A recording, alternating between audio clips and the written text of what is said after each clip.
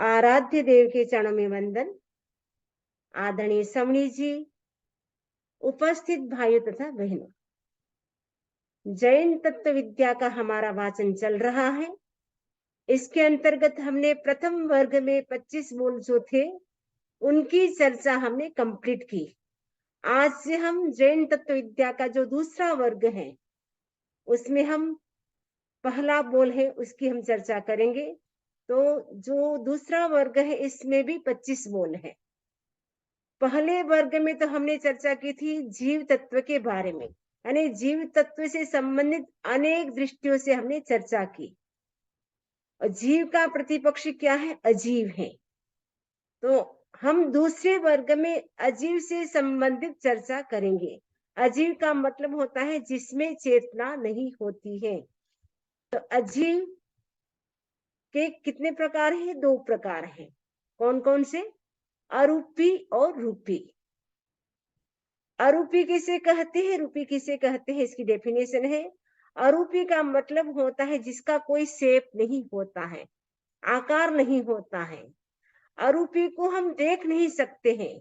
उनको जो अतीन्द्रिय ज्ञानी होते हैं, जो केवल ज्ञानी होते हैं, उनको ही अरूपी को देख सकते हैं। हर कोई व्यक्ति देख नहीं सकते हैं। छद्मस्त व्यक्ति अरूपी को नहीं देख सकते हैं। अरूपी कौन होते हैं? जीव भी अरूपी होता है। और अजीव में भी धर्मास्तिकाय, अधर्मास्तिकाय, आकाशास्तिकाय और काल, ये 4 अरूपी होते हैं। यानी 6 द्रव्य में से 5 द्रव्य अरूपी हैं। उनमें एक द्रव्य जीव अरूपी है, क्योंकि जीव हमें दिखाई नहीं देता है, आत्मा हमें दिखाई नहीं देती है। आत्मा अरूपी है, जीव अरूपी है। और धर्मास्तिकाय, अधर्मास्तिकाय, आकाशास्तिकाय और काल, ये 4 द्रव्य भी दिखाई नहीं देते हैं, इसीलिए ये भी अरूपी है। अरूपी का मतलब होता है जिसमें वर्ण, गंध, रस और स्पर्श नहीं होता है। यानी जिसका कोई कलर नहीं होता है, जिसका कोई स्मेल नहीं होता है, जिसका कोई टेस्ट नहीं होता है, जिसका कोई टच नहीं होता है, वो अरूपी होता है। जैसे जीव है वो अरूपी है, इसका कोई कलर नहीं है, उसका कोई स्मेल नहीं है, कोई टेस्ट नहीं है, कोई टच नहीं है। ये तो हमारी बॉडी के कारण हमें दिखाई देता है। बॉडी है वो हमारी पुद्गल से बनी हुई है, इसीलिए हमें दिखाई देती है, लेकिन जीव हमें दिखाई नहीं देता है। तो जीव अरूपी है। और 4 द्रव्य जीव जो है वो भी अरूपी है, धर्मास्तिकाय, अधर्मास्तिकाय, आकाशास्तिकाय और काल। तो आपको अरूपी का मतलब समझ में आ गया? आप ध्यान से सुनेंगे। लास्ट में मैं प्रश्न पूछूंगी कि मैं पूछूंगी कि अरूपी किसे कहते हैं, रूपी किसे कहते हैं, अरूपी कौन से पदार्थ है, रूपी कौन से पदार्थ है। तो अरूपी की डेफिनेशन आपको समझ में आ गई। अब हम समझेंगे रूपी की डेफिनेशन। रूपी किसे कहते हैं? रूपी का मतलब होता है जिसमें वर्ण, गंध, रस और स्पर्श होता है, उसे रूपी कहते हैं। जिसका कोई ना कोई शेप होता है, जैसे घड़ी है, ये घड़ी है, ठीक है, तो आपको इसका कोई ना कोई शेप दिखाई दे रहा है। ये टेबल है, इसका कोई ना कोई शेप है। मोबाइल है, लैपटॉप है, लाइट है, उनका कोई ना कोई शेप होता है। जिसका कोई ना कोई शेप होता है वो रूपी होता है। और जिसका कोई ना कोई कलर अवश्य होता है, जो शेप होगा उसका कलर होगा, उसकी स्मेल होगी, उसमें टेस्ट भी होगा, उसका टच भी हम कर सकते हैं। तो रूपी का मतलब होता है जिसका आकार होता है, जिसमें वर्ण, गंध, रस और स्पर्श होता है, उसे रूपी कहते हैं। रूपी कौन है? एक पुद्गलास्तिका है, जो मैटर है, वो ही रूपी है। बाकी शेष 5 द्रव्य है अरूपी है। 6 द्रव्य में से 5 द्रव्य अरूपी है, एक पुद्गलास्तिका ही रूपी है। आप नोट भी कर सकते हैं साथ साथ में। धर्मास्तिकाय, अब हम सबसे पहले अरूपी अजीव जो है 4, उनकी हम चर्चा करेंगे। धर्मास्तिकाय, अधर्मास्तिकाय, आकाशास्तिकाय, काल, इन 4 की पहले हम चर्चा करेंगे। लास्ट में हम रूपी द्रव्य की चर्चा करेंगे। तो सबसे पहला अरूपी द्रव्य है धर्मास्तिकाय। तो धर्मास्तिकाय किसे कहते हैं? गतिशील जीव और पुद्गलों की गति में उदासीन भाव से जो सहयोगी होता है, उसे धर्मास्तिकाय कहते हैं। आपको समझ में नहीं आया होगा शायद, गतिशील जीव और पुद्गल, यानी जीव भी गति करता है, ठीक है, और जो पुद्गल होती है, मैटर होता है, वो भी गति करता है। जीव और पुद्गल जो गति करते हैं, मूवमेंट करते हैं, उनमें जो हेल्प करता है, उदासीन यानी तटस्थ भाव से जो हेल्प करता है, वो होता है धर्मास्तिकाय। तो धर्मास्तिकाय किसको हेल्प करता है? जीव और पुद्गल जो गति करना चाहते हैं, उनको ये हेल्प करता है तटस्थ भाव से। फॉर एग्जाम्पल, जैसे मछली है, फिश है, वो पानी में तैरती है, तो पानी उसको नहीं कहता है कि तुम तैरो, लेकिन जब वो मछली तैरती है तो पानी क्या करता है? उनको हेल्प करता है। तो वैसे ही जीव जब मूवमेंट करता है, चलता है, फिरता है, घूमता है, तब धर्मास्तिकाय क्या करता है? उसको हेल्प करता है चलने में, घूमने में, फिरने में, जाने में, आने में, खाने में, पीने में, सब में हेल्प कौन करता है? धर्मास्तिकाय। धर्मास्तिकाय के आधार पे हम सब मूवमेंट कर सकते हैं, आना जाना, खाना पीना, ये सब हम धर्मास्तिकाय के माध्यम से कर सकते हैं, वो हमें हेल्प करता है इसीलिए। दूसरा हम एग्जाम्पल ले सकते हैं, जैसे ट्रेन है, ट्रेन किसके ऊपर चलती है? पटरी के ऊपर चलती है। तो पटरी क्या करती है? ट्रेन जब चलती है तो वो हेल्प करती है, लेकिन पटरी ये नहीं करती ट्रेन तुम चलो मैं हेल्प करता हूँ, लेकिन जब ट्रेन चलेगी तब पटरी हेल्प करेगी। वैसे ही जब जीव चलेगा, मूवमेंट करेगा, तब धर्मास्तिकाय हेल्प करेगा। धर्मास्तिकाय ये नहीं कहता जीव तुम चलो, पुद्गल तुम चलो, लेकिन जब जीव और पुद्गल मूवमेंट करेंगे, तब कौन हेल्प करेगा? धर्मास्तिकाय। तो आपको क्लियर हो गया। अब धर्मास्तिकाय में 3 शब्द है, इसको हम तोड़ेंगे, अलग अलग करेंगे। धर्म प्लस अस्ति प्लस काय।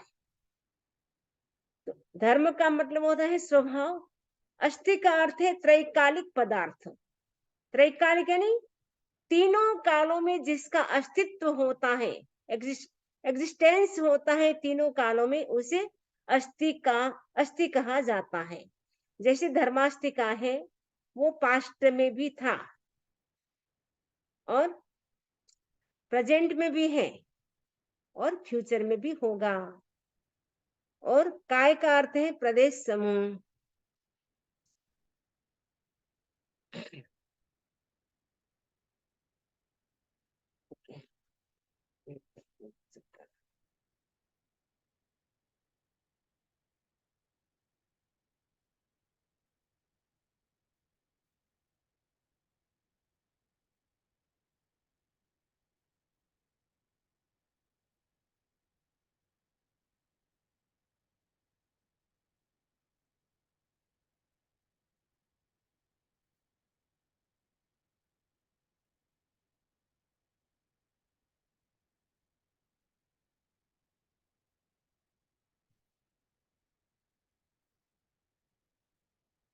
दूसरा है अधर्मास्तिकाय।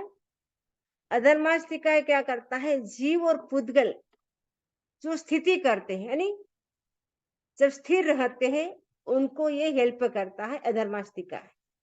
तो जीव और पुद्गल जब स्थिर रहते हैं, उनको हेल्प करने वाला है अधर्मास्तिकाय। भगवती सूत्र है, उनमें गौतम स्वामी भगवान महावीर से प्रश्न करते हैं, क्योंकि जो भगवती सूत्र है उसमें लगभग 36,000 क्वेश्चन आंसर है। तो गौतम स्वामी भगवान महावीर स्वामी से प्रश्न करते हैं, प्रभु धर्मास्तिकाय से जीव को क्या लाभ होता है? तो भगवान महावीर स्वामी कहते हैं, गौतम धर्मास्तिकाय के माध्यम से जीव चल सकता है, बोल सकता है, चिंतन कर सकता है, हाथ पैर को हिला डुला सकता है, आना जाना कर सकता है, कोई भी वस्तु भेजना हो तो भेज सकता है। तो धर्मास्तिकाय यदि नहीं होता तो जीव न चल सकता, न बोल सकता, न चिंतन कर सकता, न हाथ पैर हिला सकता, न आना जाना कर सकता, न कोई वस्तु भेज सकता। तो धर्मास्तिकाय का कितना बड़ा सपोर्ट है हमें कि हम उसके माध्यम से चल सकते हैं, बोल सकते हैं, चिंतन कर सकते हैं। अधर्मास्तिकाय, अधर्मास्तिकाय से क्या लाभ होता है? तो अधर्मास्तिकाय क्या करता है? हम जो खड़े रहते हैं, हम जो स्थिर रहते हैं, यानी स्थिरता के जो भी काम होते हैं उनमें अधर्माष्टिकाय हेल्प करता है। चलने फिरने के जो काम होता है उनमें धर्माष्टिकाय हेल्प करता है, और स्थिर रहने के काम में अधर्माष्टिकाय हेल्प करता है। मन को यदि हमें एकाग्र करना है, कंसंट्रेट करना है, तो कौन सहायता करता है? अधर्माष्टिकाय। आंख हमें बंद करना है, मेडिटेशन करना है, तो अधर्माष्टिकाय हमें हेल्प करता है। तब हम आंख बंद कर सकते हैं, सो सकते हैं। जो भी हम स्थिरता का काम करते हैं उनमें अधर्माष्टिकाय हेल्प करता है।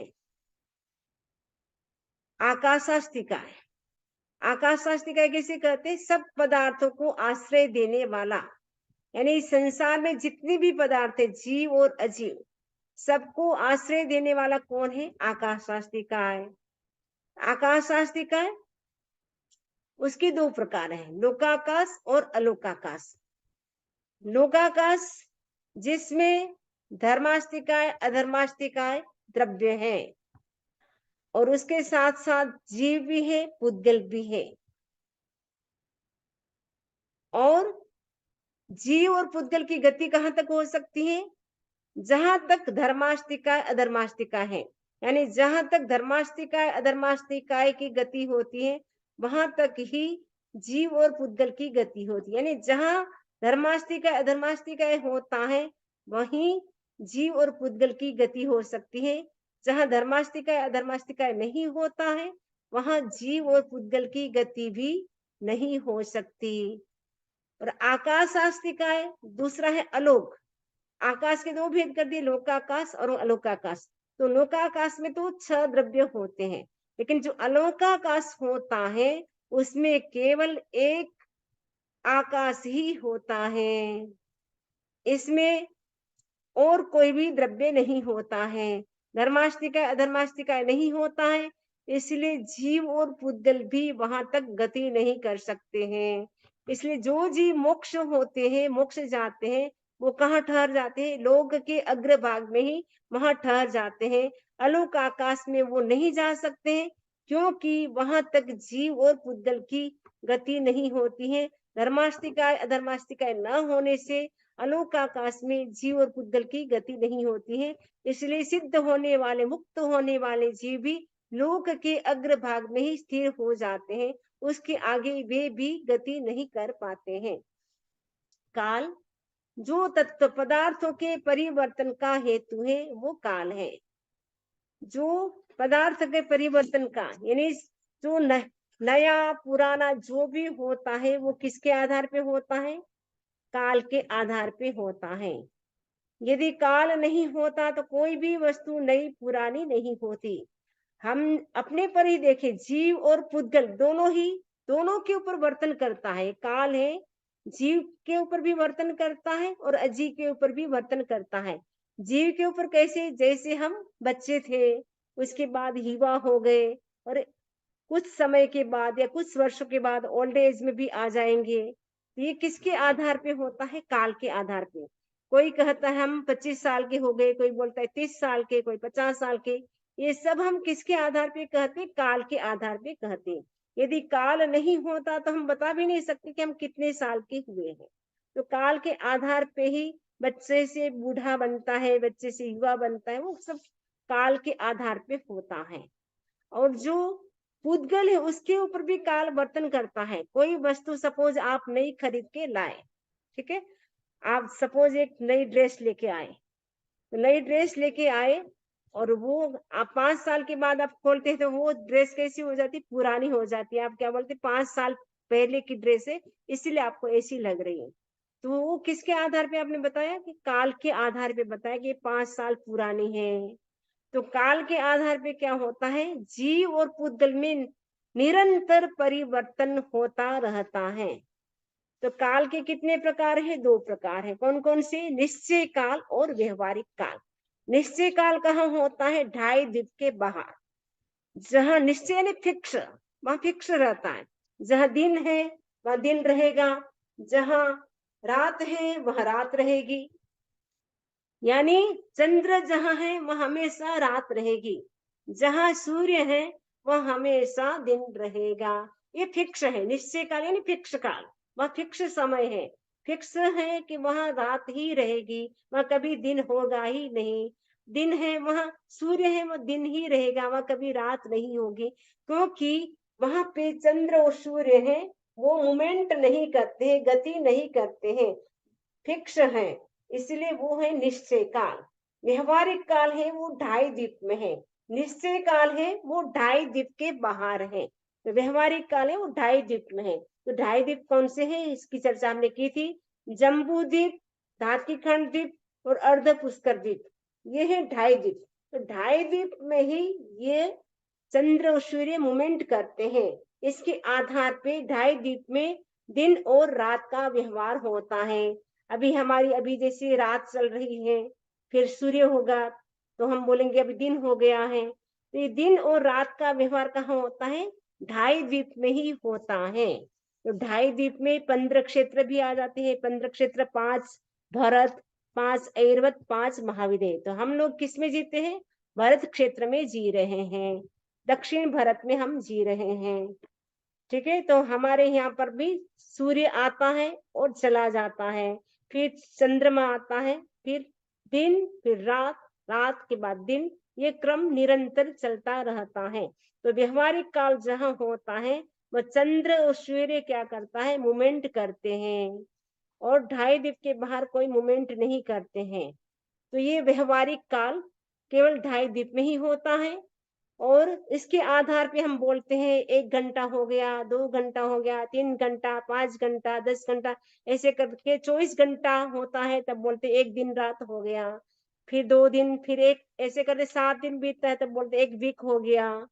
फिर बोलेंगे 15 डेज हो गया, एक मंथ हो गया, फिर 6 मंथ हो गया, फिर एक ईयर हो गया, 1 ईयर हो गया, ऐसे बोलते हैं। फिर 5 साल का एक युग होता है, एक युग बीत गया, फिर संवत्सर हो गया।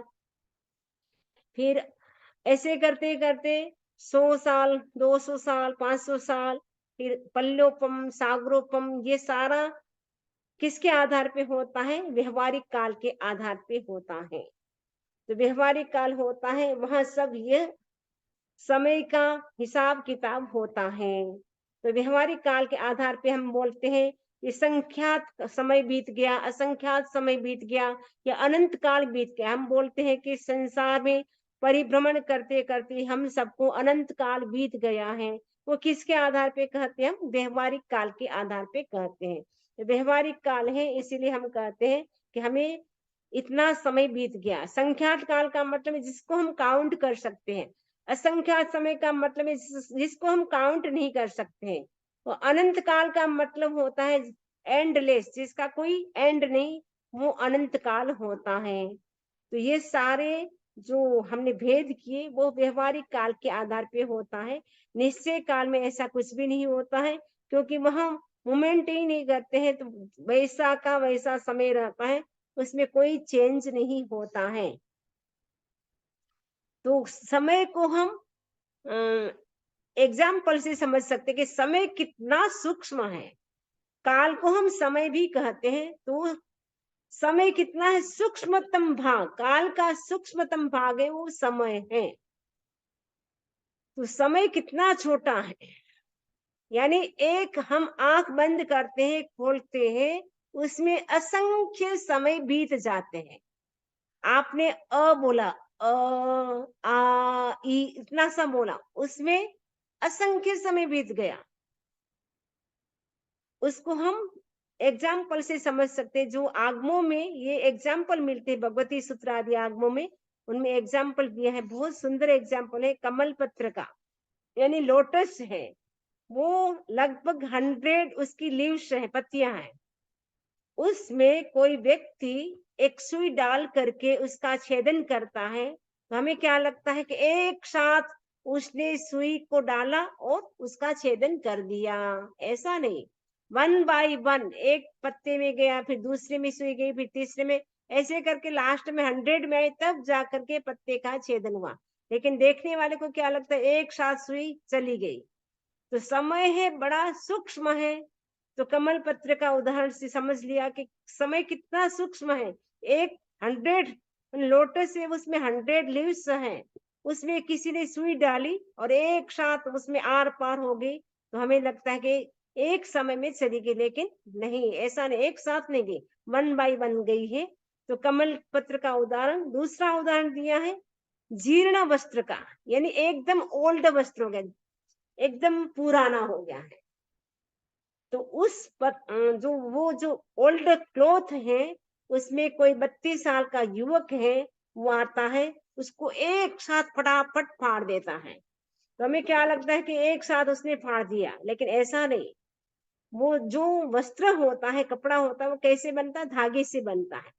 एक धागा टूटा, दूसरा टूटा, तीसरा टूटा, ऐसे करते करते फटते फटते फटते लास्ट जब तंतु टूटेगा, तब पूरा कपड़ा फटेगा। ये जीर्ण वस्त्र का उदाहरण और कमल पत्र का उदाहरण समय को पहचानने के लिए, समय की जानकारी, माने समय को हम कैसे जान सके कि कितना सूक्ष्म है, उसको बताने के लिए ये दो एग्जाम्पल आगमों में आते हैं। लास्ट हमारा द्रव्य है रूपी। 4 हमने द्रव्य की चर्चा की, अरूपी द्रव्य की। कौन कौन सी? धर्मास्तिकाय, अधर्मास्तिकाय, आकाशास्तिकाय और काल। ये 4 हमने रूपी द्रव्यों, अरूपी द्रव्यों की चर्चा की। और जीव की इसीलिए हमने नहीं चर्चा की, क्योंकि जीव की हमने पहले वर्ग में चर्चा काफी कर ली। अनेक दृष्टियों से जीव तत्व की हमने चर्चा कर ली, अनेक भेदों में, कि जीव के कितने भेद है, 2 भेद, 3 भेद, 4 भेद, 5 भेद, कई प्रकार की हमने इसकी चर्चा की। इसीलिए यहाँ पे केवल अजीव तत्व की ही चर्चा की जा रही है। अजीव तत्व में भी अरूपी और रूपी, अरूपी अजीव की अभी हमने चर्चा कंप्लीट की। धर्मास्तिकाय, अधर्मास्तिकाय, आकाशास्तिकाय और काल, ये 4 द्रव्य अरूपी हैं।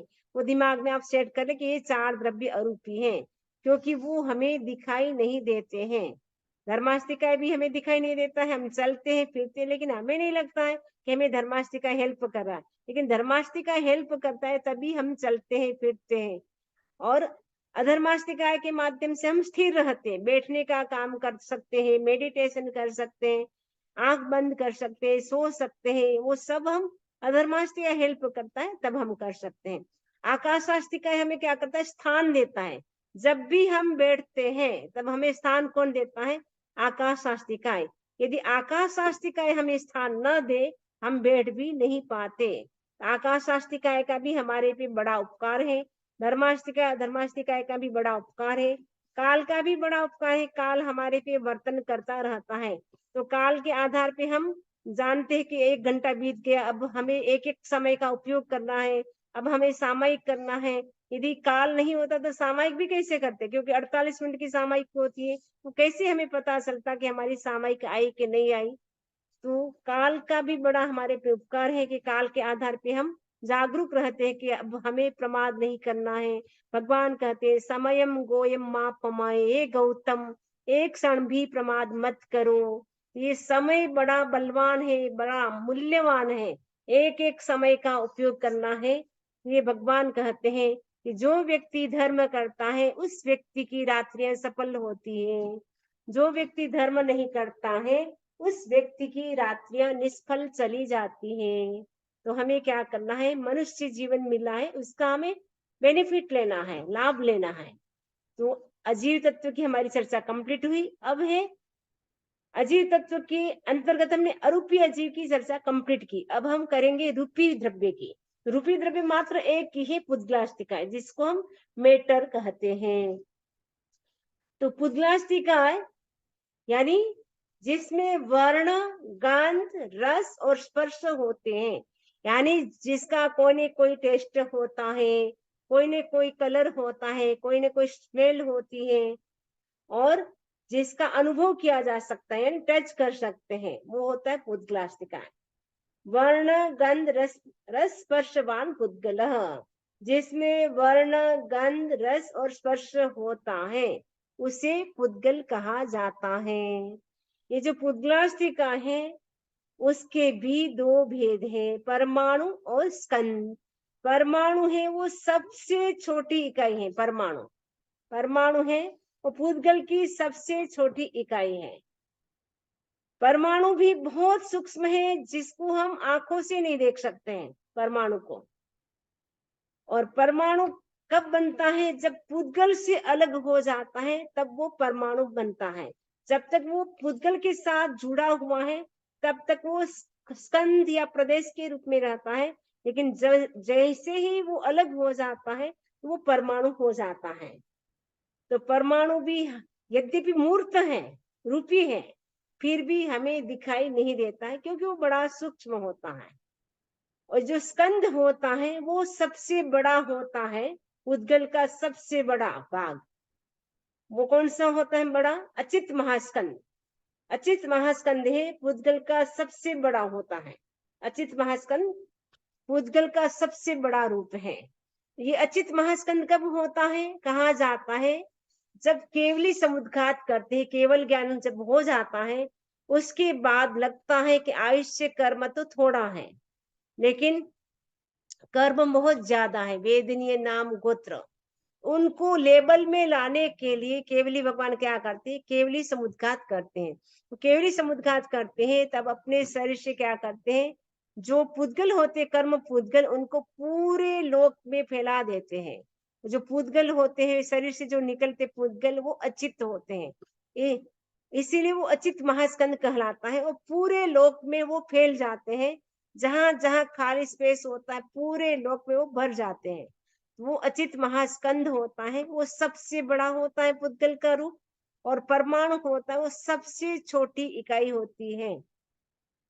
तो ये हमने संक्षेप में 6 द्रव्य की हमने चर्चा कंप्लीट नहीं, 5 द्रव्य की चर्चा कंप्लीट की।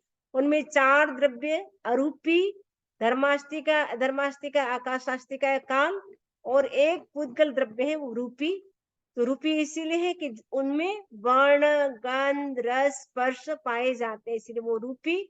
और अरूपी इसीलिए कि उनमें वर्ण, गंध, रस, स्पर्श नहीं पाए जाते, इसीलिए वे अरूपी कहलाते हैं। तो अजीव के 2 प्रकार, रूपी और अरूपी। अरूपी के 4 प्रकार और रूपी के 1 प्रकार। तो इस प्रकार हमने जो हमारा कालू तत्व शतक जिसको हम कहते हैं, जिसमें 101 बोल है, उनमें से हमने 25 बोलों की चर्चा फर्स्ट वर्ग में कंप्लीट की। दूसरा वर्ग आज हमारा प्रारंभ हो चुका है, उनमें से हमने फर्स्ट बोल की चर्चा की है। इससे संबंधित किसी को कोई प्रश्न हो तो पूछ सकते हैं। इसी आशा के साथ ओम अरहम, ओम अरहम।